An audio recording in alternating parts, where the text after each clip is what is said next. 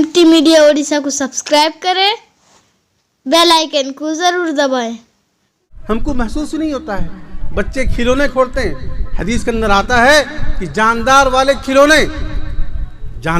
खिलौने जो होते हैं, गुड़िया जिसे कहते हैं, पहले ज़माने में होता था अब उसी शक्ल में खिलौने आ गए।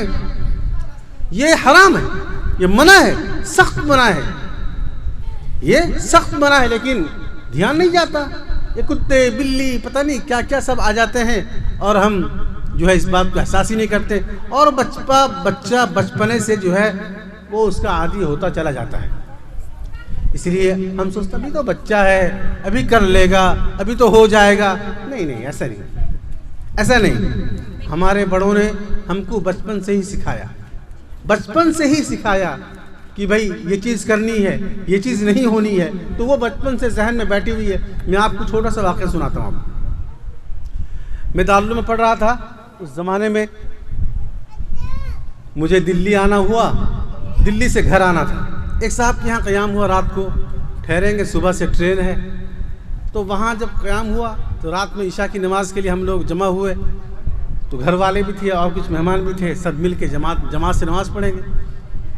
इमाम मैं बना। मैंने कहा भाई मैं मुसाफिर हूँ, इसलिए मैं 2 पढ़ूँगा।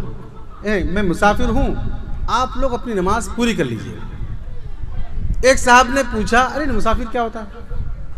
उन्हीं में से 2-4 लोग थे, पूछा मुसाफिर क्या होता है, समझ रहे? तो जवाब तो मुझे देना चाहिए था, लेकिन उन्हीं में से एक लड़के ने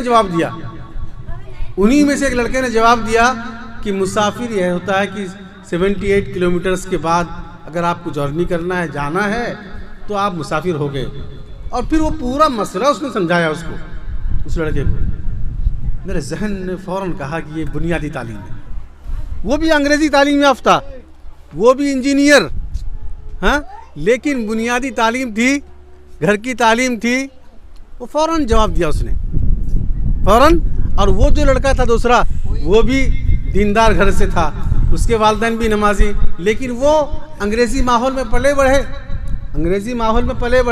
अंग्रेज़ी हॉस्टलों में रहे, लेकिन उन लोगों को मालूम ही नहीं था बचपन की तालीम जो है कितना काम आता है। इसलिए मेरे भाइयों, ये नन्हे अब्दुल तव्वाब का अक़ीक़े का मौका है और बिस्मिल्लाह खानी का भी मौका है। बिस्मिल्लाह खानी ये भी अजीब मामला है।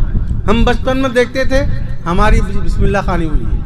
जब बिस्मिल्लाह खानी होती थी, पूरे महल्ले को दावत होती थी, घर में जर्दा वगैरह कुछ बनता था और सबको तकसीम किया जाता, एक एहतमाम होता था।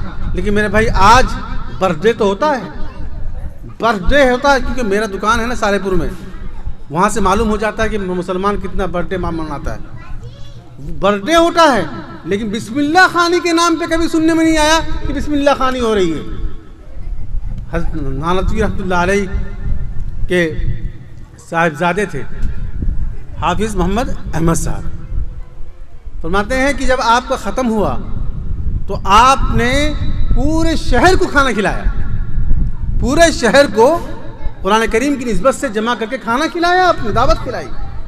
मेरे भाइयों, इसलिए हमारे बड़ों ने इस बात का एहतमाम किया, जब भी बच्चा कुरान करीम शुरू लेता उसका एहतमाम करते थे, कुरान करीम की एहतराम की निस्बत से, ये कोई रस्म की वजह से नहीं, कुरान करीम के एहतराम की निस्बत से उसका एहतमाम फरमाते। ख़त्म करता उसका एहतमाम फरमाते। आज जो है ये चीज़ें ख़त्म हो गई हैं। अल्लाह जो है बच्चे को नेक सालेह बनाए और उम्र दराज फरमाए, दादा की तरह बनाए। अल्लाह वाले मैं क्या बताऊँ, क्या मोहब्बत करते थे। अल्लाह गरीक़ रहमत फरमाए मरहूम को। मैं कहा करता हूँ, अपनी तकरीरों में भी उनकी मिसाल दिया करता हूँ कि जैसे ही आपकी ज़िंदगी गुजरेगी, मौत भी वैसे ही आएगी। और उसकी मिसाल मौलाना अब्दुल वहाब रहमतुल्लाह अलैह थे। वैसे ही मौत आएगी।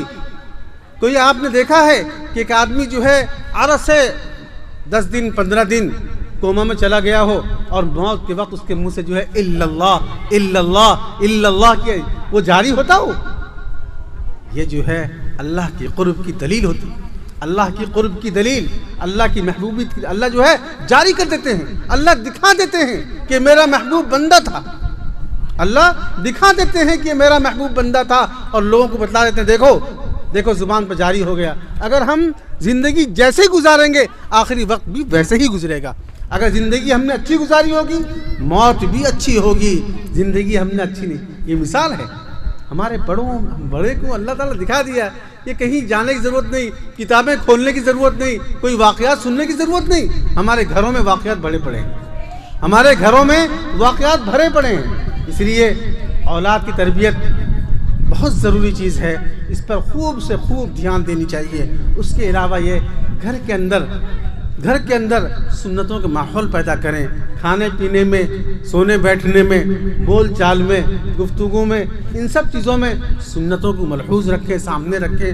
دوسروں سے برتاؤ کرنے میں اخلاق پیش کریں. انشاءاللہ العزیز پھر ویسے ہی معاشرہ ہمارا جو تھا وہ لوٹ آئے گا. اللہ ہم سب کو عمل کی توفیق عطا فرمائے. وآخر دعوانا